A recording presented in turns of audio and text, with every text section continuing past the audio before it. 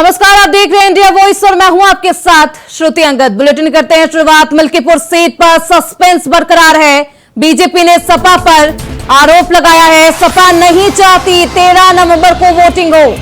हार के डर से लटका रही है मिल्कीपुर उपचुनाव। पूर्व विधायक भाजपा गोरखनाथ बाबा का आरोप। हाईकोर्ट में सांसद अवधेश प्रसाद ने की है अड़ंगेबाजी। अखिलेश यादव जुमले से बाज नहीं आते तो याद दिलाया एक्स पर अखिलेश का पोस्ट, जिसने जंग टाली उसने जंग हारी है। सपा नहीं चाहती 13 नवंबर को मिल्कीपुर विधानसभा सीट पर उपचुनाव हो। तो मिल्कीपुर सीट पर लगातार सियासत तेज है, सस्पेंस अभी भी बरकरार है। बीजेपी ने सपा पर कई आरोप भी लगाए। वही समाजवादी पार्टी लगातार बीजेपी पर डरने का आरोप लगा रही है। बीजेपी ने समाजवादी पार्टी पर निशाना साधते हुए कहा है कि सपा नहीं चाहती कि 13 नवंबर को वोटिंग हो। हार के डर से लटका रही है मिल्कीपुर उपचुनाव। पूर्व विधायक भाजपा गोरखनाथ बाबा का यह आरोप है। भाजपा के पूर्व विधायक है गोरखनाथ बाबा।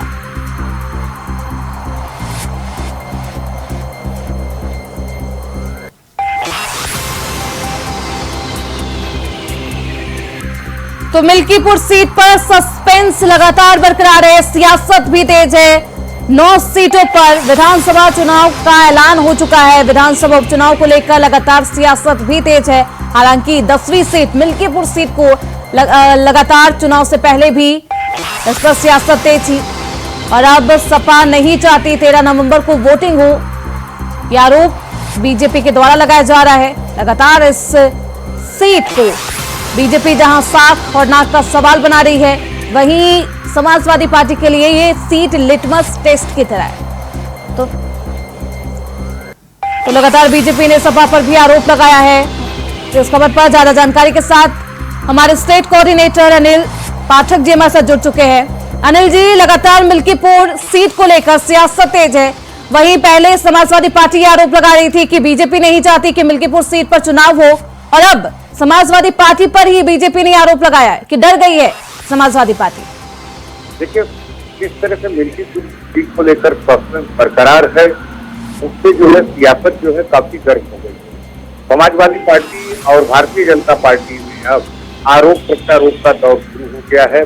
भाजपा की तरफ से अब आरोप लगाया गया है कि खुद अखिलेश यादव और समाजवादी पार्टी नहीं चाहती है कि मिल्कीपुर में 13 नवंबर को वोट पड़े। इसलिए जो गोरखनाथ बाबा हैं उनकी रिट को लेकर के अड़ंगेबाजी कर रही है। लिहाजा हाईकोर्ट में डेट पर डेट लग रही है और इस बात की उम्मीद लगभग खत्म हो चुकी है कि अब मिल्कीपुर में 13 नवंबर को वोट नहीं पड़ेगा। बिल्कुल अनिल जी, जिस तरीके से पहले भी याचिका 2022 में याचिका दायर की गई थी, तो क्या किसी को भी उम्मीद नहीं थी कि उस याचिका की वजह से मिल्कीपुर सीट पर, जो कि सबसे अहम सीट मानी जा रही थी अयोध्या की, उस पर उपचुनाव लटक जाएगा? क्योंकि गोरखनाथ बाबा के द्वारा यही कहा गया कि उनको जानकारी नहीं थी कि उनकी याचिका की वजह से मिल्कीपुर सीट पर उपचुनाव की तारीख का ऐलान नहीं किया जाएगा। ये ना तो भारतीय जनता पार्टी को और ना ही समाजवादी पार्टी को इस बात का अंदेशा था कि इलेक्शन कमीशन जो है हाई कोर्ट में जो रिट पेंडिंग है उसको संज्ञान में ले लेगा और मिल्कीपुर सीट पर नोटिफिकेशन नहीं करेगा। इस बात का अंदेशा सियासत में जो भी यहाँ राजनीतिक दल हैं किसी को नहीं था, क्योंकि उस रिट पर कोई आदेश नहीं हुआ था। बावजूद इसके इलेक्शन कमीशन ने उस पर तारीख की घोषणा नहीं की। जैसे नोटिफिकेशन नहीं हुआ, जो बाबा गोरखनाथ है वो हाईकोर्ट पहुंचे, उन्होंने अपनी रिट को वापस लेने के लिए लिखा पढ़ी की, लेकिन बीच में फिर अड़ंगेबाजी आ गई समाजवादी पार्टी की तरफ से। इस तरह का आरोप लगाया जा रहा है क्योंकि रिट वापस होने के लिए जब बहस हो रही थी तब एक वकीलों का समूह जाके पहुंचा। उसने कहा कि ये जायज नहीं है कि जब चाहो आप रिट कर दो और जब चाहो आप रिट वापस ले लो। यहाँ हाईकोर्ट है और हाईकोर्ट में हाईकोर्ट के नियम के अनुरूप काम होगा। लिहाजा हाईकोर्ट में जो है 15 दिन बाद सुनवाई की तारीख लगा दी। अब उत्तर प्रदेश में जो है नामांकन की प्रक्रिया शुरू हो गई है। 25 तारीख तक नामांकन होगा और हाईकोर्ट में जब ये डेट लगेगी लगभग 2 तारीख के बाद, तब तक नामांकन की प्रक्रिया पूरी हो चुकी होगी। तो लिहाजा इस बात की पूरी उम्मीद है कि मिल्कीपुर में चुनाव नहीं होगा। तो बिल्कुल मलकीपुर सीट पर सस्पेंस लगातार बरकरार है। अनिल जी, बहुत शुक्रिया आपका इन तमाम जानकारी के लिए। तो बीजेपी ने सपा पर कई आरोप भी लगाए, वहीं मलकीपुर सीट को लेकर लगातार सियासत तेज है। हालांकि अब जो अटकलें लगाई जा रही थी कि हो सकता है कि 13 नवंबर को मलकीपुर सीट पर भी मतदान किया जाए, लेकिन अब ऐसा होता हुआ नहीं दिख रहा। तो वहीं लखनऊ से बड़ी खबर सामने आ रही है। उत्तर प्रदेश सरकार में मंत्री जेपीएस राठौर का बयान सामने आया है। सपा के लोग माफिया के साथ खड़े दिखाई देते हैं। पीड़ितों के लिए सहानुभूति का शब्द नहीं निकला। माफिया अपराधियों के पक्ष में सपा समाजवादी पार्टी खड़ी दिखाई देती है। इन्हें बहराइच में पीड़ित परिवार से मिलना चाहिए था। तो लगातार मंगेश यादव के एनकाउंटर पर जिस तरीके से समाजवादी पार्टी सियासत करती हुई नजर आई, परिवार से मिलने भी गई थी, लेकिन बहराइच हिंसा के बाद लगातार समाजवादी पार्टी एक अलग ही तेवर में नजर आ रही है। सहानुभूति तो दूर की बात है, पीड़ित परिवार से मिलने भी समाजवादी पार्टी की तरफ से कोई नहीं गया। तो इसको लेकर जेपीएस राठौर ने अब समाजवादी पार्टी पर निशाना साधा है। हमला बोलते हुए जेपीएस राठौर नजर आते हैं। उन्होंने कहा है कि सपा के लोग माफिया के साथ खड़े दिखाई देते हैं, पीड़ितों के साथ कोई सहानुभूति नहीं। तो उत्तर प्रदेश सरकार के मंत्री जेपीएस राठौर का यह बयान सामने आया है। सपा के लोग माफिया के साथ दिखाई देते हैं। तो माफिया अपराधों के साथ के पक्ष में समाजवादी पार्टी खड़ी दिखाई देती है। इन्हें बहराइच में पीड़ित परिवार से मिलना चाहिए था, क्योंकि लगातार जब भी कोई मामला आता है तो उसको लेकर सियासत तेज हो जाती है। समाजवादी पार्टी लगातार मंगेश यादव पर सरकार का घेराव भी करती हुई नजर आई और पीड़ित परिवार से मिलती है, लेकिन बहराइच हिंसा में परिवार से मिलती हुई नजर नहीं आती।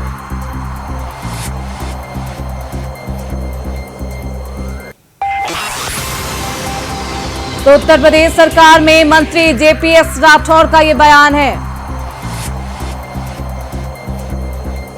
तो समाजवादी पार्टी के लोग माफिया के साथ नजर आते हैं। साफ तौर पर एक बार फिर से बहराइच हिंसा पर सियासत तेज हो गई है। लगातार दोनों ही पार्टियों की तरफ से वार पलटवार का मंजर जारी है। वहीं पुलिस लगातार बहराइच हिंसा पर कार्रवाई करती हुई नजर आ रही है। अब माफिया अपराधियों के पक्ष में समाजवादी पार्टी खड़ी दिखाई देती है। उत्तर प्रदेश सरकार में मंत्री जेपीएस राठौर का यह बयान है। इस बयान ने सियासत और भी तेज कर दी है।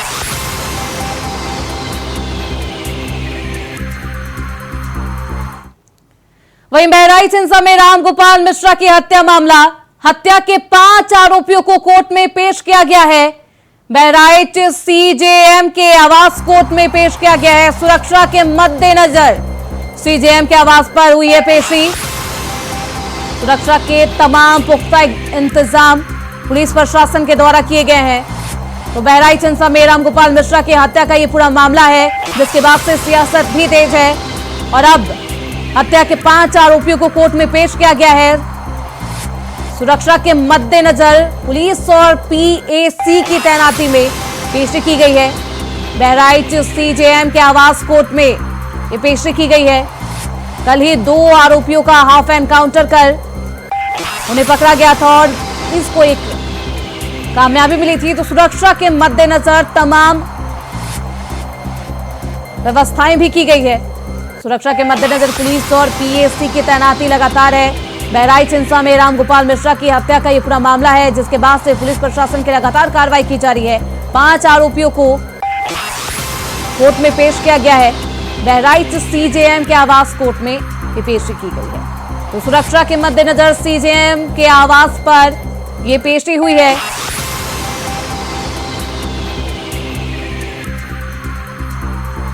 तो कल ही मुठभेड़ में 2 आरोपियों का हाफ एनकाउंटर किया गया था, जिसके बाद से सियासत भी तेज नजर आई और आज 5 आरोपियों की पेशी की गई है सीजेएम कोर्ट में और सुरक्षा के तमाम इंतजाम भी पुलिस प्रशासन के द्वारा किए गए। तो बहराइच हिंसा में रामगोपाल मिश्रा की मौत का ये पूरा मामला है, हत्या का ये पूरा मामला है। हत्या के 5 आरोपियों की कोर्ट में पेशी की गई है।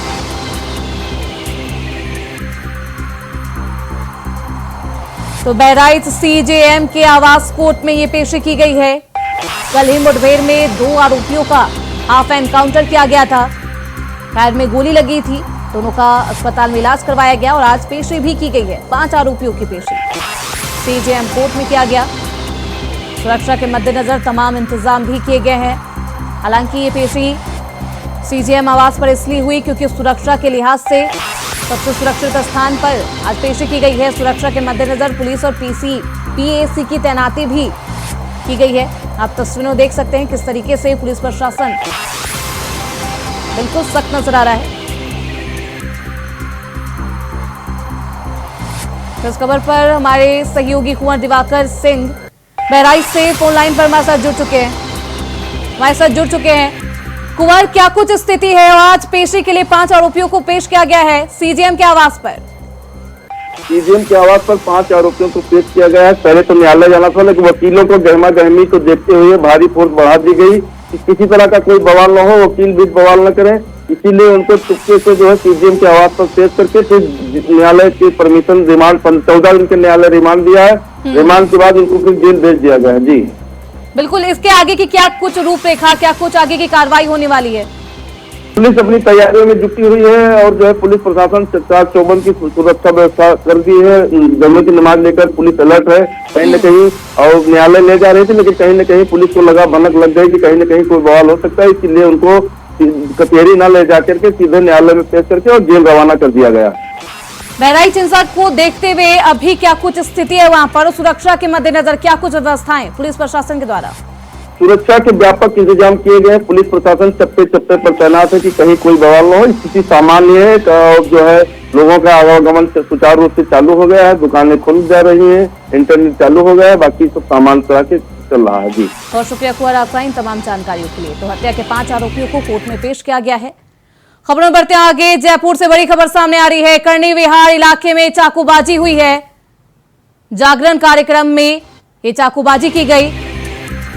शरद पूर्णिमा उत्सव के तहत ये कार्यक्रम का आयोजन किया गया था, जिसमें चाकूबाजी की घटना को अंजाम दिया गया। घटना में 8 लोग घायल हुए हैं। आरएसएस कार्यकर्ता बताए जा रहे हैं घायल। कैबिनेट मंत्री राजवर्धन सिंह राठौर मौके पर पहुंचे। तो कर्णी विहार इलाके में चाकूबाजी की घटना को अंजाम दिया गया। 8 लोग इस चाकूबाजी की घटना में घायल बताए जा रहे हैं।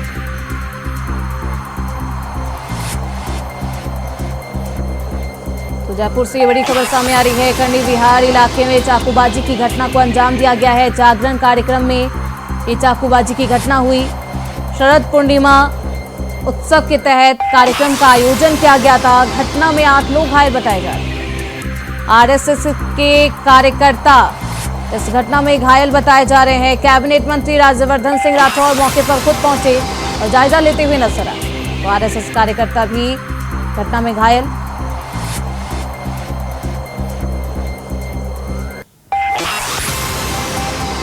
तो कर्णी विहार इलाके में चाकूबाजी की घटना को अंजाम दिया गया है, जिसके बाद से ही माहौल तनावपूर्ण है। जागरण कार्यक्रम में चाकूबाजी की घटना को अंजाम दिया गया। शरद पूर्णिमा उत्सव के तहत कार्यक्रम का आयोजन किया गया था।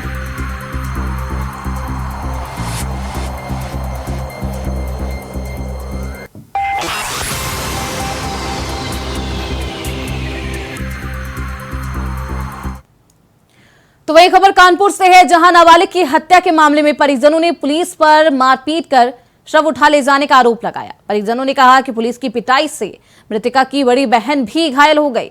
बता दें कि इस घटना से आक्रोशित होकर शव को रोड पर रखकर जाम लगाया गया।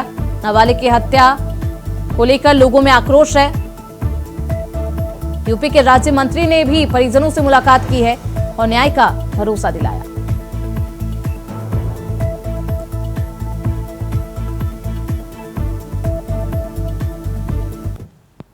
तो खबर बिजनौर से है, जहां मॉर्निंग वॉक पर टहलने निकली 2 महिलाओं को कार ने जोरदार टक्कर मार दी, जिसके बाद दोनों महिलाओं की मौके पर ही दर्दनाक मौत हो गई। वहीं इस दौरान पुलिस ने दोनों शवों को कब्जे में लेकर पोस्टमार्टम के लिए भेज दिया है। पुलिस जांच पड़ताल कर रही है। तो दोनों महिलाओं की दर्दनाक मौत हो गई है।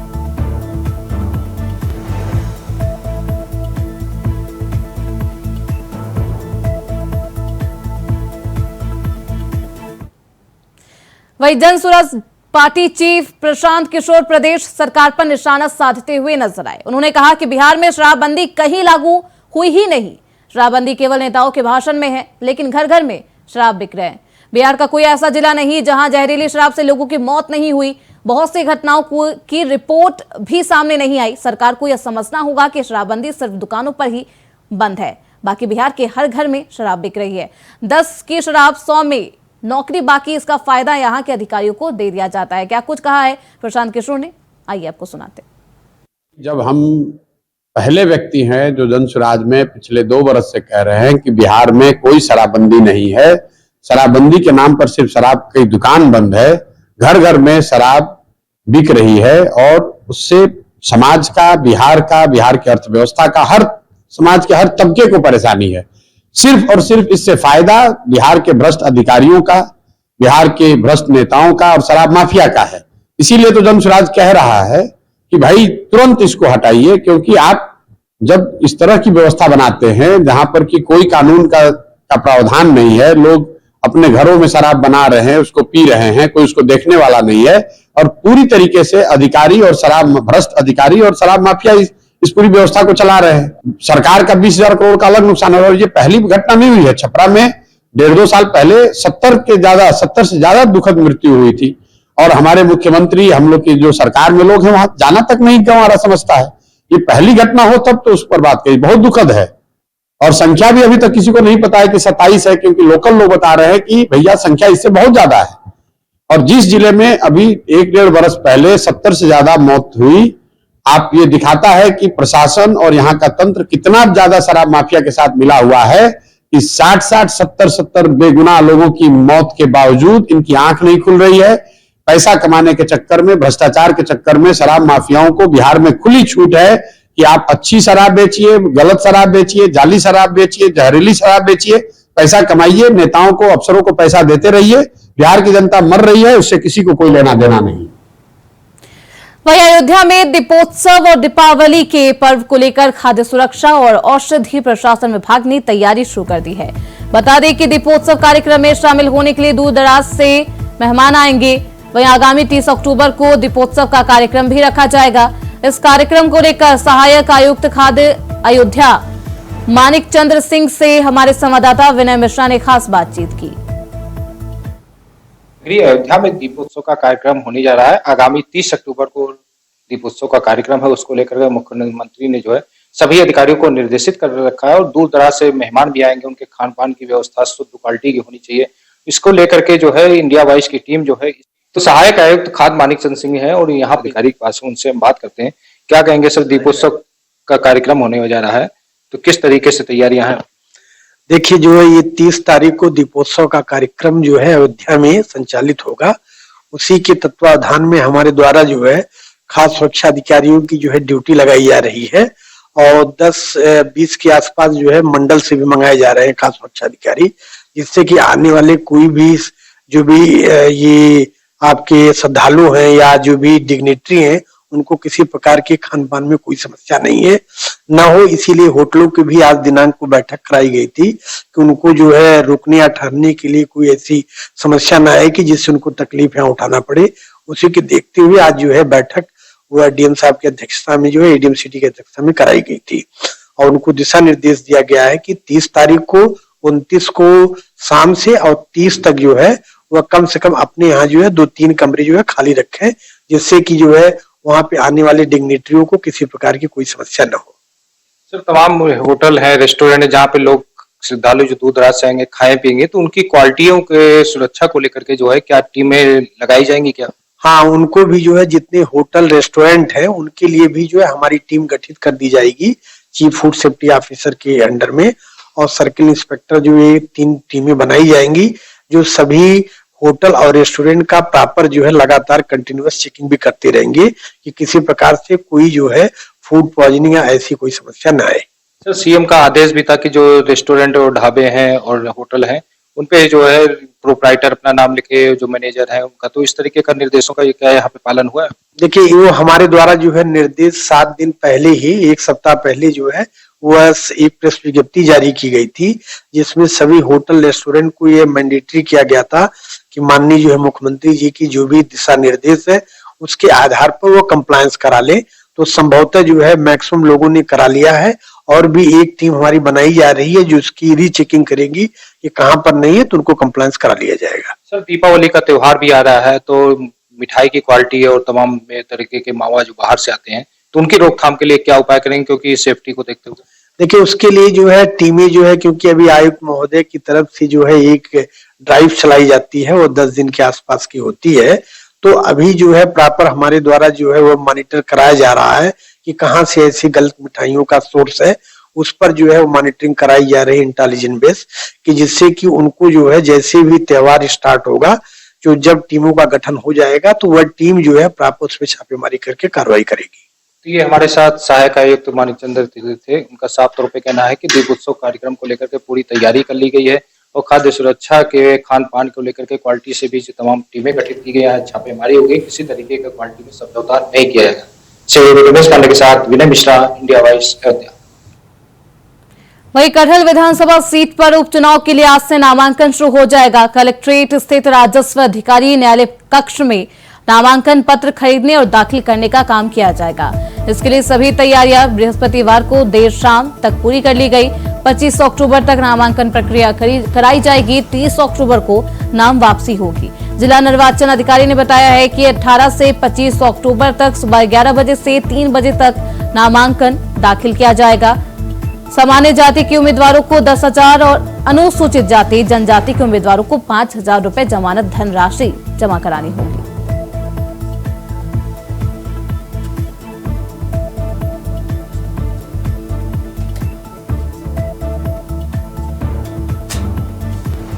वही खबर बहराइच से है, जहां तेंदुओं का कहर देखने को मिला है। बता दें कि रिहायशी इलाके में अब तक आधा दर्जन ग्रामीणों और कई मवेशियों को शिकार बना चुका है तेंदुआ। वही सूचना पर पहुंची वन विभाग की टीम ने तेंदुए को पिंजरे में कैद कर लिया है, जिसके बाद ग्रामीणों ने राहत की सांस ली।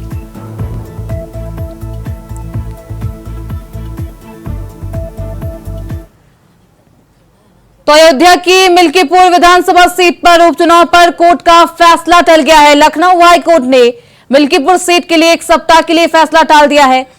इस कारण मिल्कीपुर विधानसभा सीट पर लंबित चुनाव याचिका को वापस लेने की अपील पर गुरुवार को फैसला नहीं हो सका। न्यायमूर्ति पंकज भाटिया ने मामले की सुनवाई करते हुए 1 हफ्ते में अधिकृत गजट प्रकाशित करने का आदेश भी जारी किया। इसके साथ ही कोर्ट ने अदालत के साल 2000 विधानसभा चुनाव के सभी उम्मीदवारों को नोटिस भेजने का भी आदेश जारी किया है। 2 नवंबर के बाद मामले की अगली सुनवाई होगी। 2022 में जब मुझे पता चला कि माननीय अवधेश प्रसाद जी ने जो कागज एफिडेविट लगाए थे, जो जिसपे उन्होंने नोटरी कराई थी, वो नोटरी करता 10 वर्ष पूर्व भी उनका लाइसेंस समाप्त था। उसको लेकर मैंने हाई कोर्ट में याचिका दाखिल की। उस याचिका पे सुनवाई चल रही थी। इसी बीच में वो सांसद बनते हैं और उन्होंने इस्तीफा दे दिया। इस्तीफा दे दिया तो उसको शून्य मान लिया गया, जो हम लोगों ने विधिक राय ली उसमें निकल कर आया था। अब जब 2 दिन पहले चुनाव आयोग ने 10 सीटों के लिए डेट डिक्लेयर किया, उसमें मिल्कीपुर नहीं था, तो हम लोग चौंके। 15 मिनट बाद पता चला कि जो आपने याचिका कर रखी थी उसी की वजह से रुका। हम लोग रातों रात लखनऊ भाग के आए, कागज तैयार हुआ। कल मैंने याचिका वापसी के लिए मैंने आवेदन दे दिया। आज उस पर डेट मिल गई थी, आज याचिका वापस हो जाती। जैसे हमारा नंबर आया, मेरे अधिवक्तागण जैसे पहुंचे बहस करने के, अपनी बात रखने के लिए, तब तक मैंने देखा 1 दर्जन वकील समाजवादी द्वारा, अवधेश जी द्वारा भेज दिया गया और इस बात पे बहस होने लगी कि याचिका आप पैसे वापस नहीं ले सकते। अभी जो 2 दिन पहले छाती पीट रहे थे समाजवादी के लोग, कह रहे थे कि भाजपा डर गई है, डर की वजह से चुनाव टाल रही है। अरे भाई, ये पूरे देश का ये पहला मामला इस तरीके से था, किसी को बहुत नॉलेज थी नहीं। उस पर विधिक राय ली गई थी, उसमें भी यही निकल के आया था, भाई उन्होंने इस्तीफा दे दिया, शून्य हो गया। जब हम आज पर्चा वापस लेने गए, हमने मुकदमा किया और आपने इस्तीफा दे दिया, तो इतने बड़े 1 दर्जन वकील भेजने का क्या मतलब है? इससे दिखता है कहीं न कहीं समाजवादी पार्टी इस चुनाव को लेट कराना चाहती है और वो काफी डर गई है। फिलहाल इसी के साथ इस बुलेटिन में बस इतना ही। देखते रहिए इंडिया वॉइस।